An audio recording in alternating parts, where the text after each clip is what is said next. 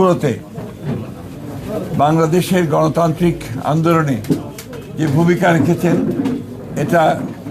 নিঃসন্দেহে অত্যন্ত উল্লেখযোগ্য এবং আমার বিশ্বাস যে আগামী যদি কখনো ইতিহাস লেখা হয় গণতন্ত্রের আন্দোলনের সংগ্রামের সেই সময় আপনাদের যে অবদান সেই অবদান সেখানে লিপিবদ্ধ থাকবে। আমাদের এই কেন্দ্রীয় অফিস এটা আমাদের কাছে অত্যন্ত প্রিয় আমাদের এই অফিস, কারণ এখান থেকে পরিচালিত হয়েছে গণতন্ত্রের উত্তরণের সংগ্রামের সমস্ত আন্দোলনগুলো এবং এই অফিস থেকেই আমরা আমাদের নেত্রী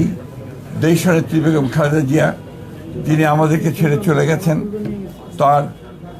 নেতৃত্বে তার সভাপতিত্বে আমরা এর অফিসের সামনে বহু সভা করেছি যেগুলো জনগণকে অনুপ্রাণিত করেছে গণতান্ত্রিক আন্দোলনে ঝাঁপিয়ে পড়ার জন্য। আজকে খুব কষ্টের সঙ্গে আমাদের স্মরণ করতে হয় যে আমাদের সেই মহান নেত্রী যিনি আমাদের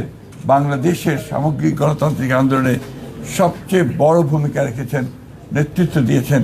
এবং গণতন্ত্রকে আমরা ফিরে পেয়েছি বারবার। 91 সালে সেই 89-এর গণ আন্দোলনের সময় তিনি নেতৃত্ব দিয়েছেন, 91-তে সরকার গঠন করেছেন, পরবর্তীকালে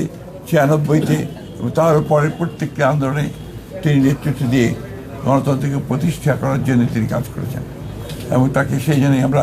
বারবার স্মরণ করি এবং আমি যে বিশ্বাস করি যে দেশনেত্রী বেগম খালেদা জিয়া শুধু বাংলাদেশ নয় আমাদের এই এশিয়া প্যাসিফিক অঞ্চলে গণতন্ত্রকে প্রতিষ্ঠার জন্যে যে সমস্ত নেতারা নেতৃত্ব দিয়েছেন তাদের মধ্যে নিঃসন্দেহে অন্যতম। আমরা তার চাই যে আল্লাহ তাআলার কাছে প্রার্থনা করি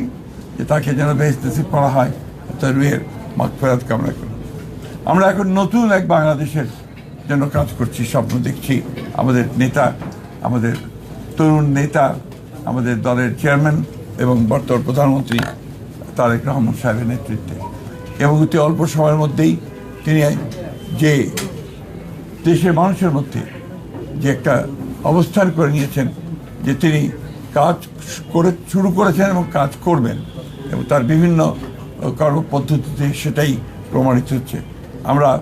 বিশ্বাস করি, আশা করি যে বাংলাদেশ জাতীয়তাবাদী দল তার নেতৃত্বে আরও শক্তিশালী হয়ে উঠবে এবং এই সরকার যে সরকার গঠন করা হয়েছে তার নেতৃত্বে সেই সরকার সফল হবে বাংলাদেশকে তার ইপ্সিত লক্ষ্যে নিয়ে যেতে এবং সত্যিকার অর্থেই একটা সুখী সমৃদ্ধ বাংলাদেশ গড়ে তুলবে, যা আমাদের প্রতিষ্ঠাতা শহীদ প্রেসিডেন্ট জিয়া রহমানের আমাদের লক্ষ্য ছিল। আমরা আশা করব যে আমাদের বাংলাদেশের সব মানুষ আমাদের দলকে সহায়তা করবে পূর্বের মতো সবসময়।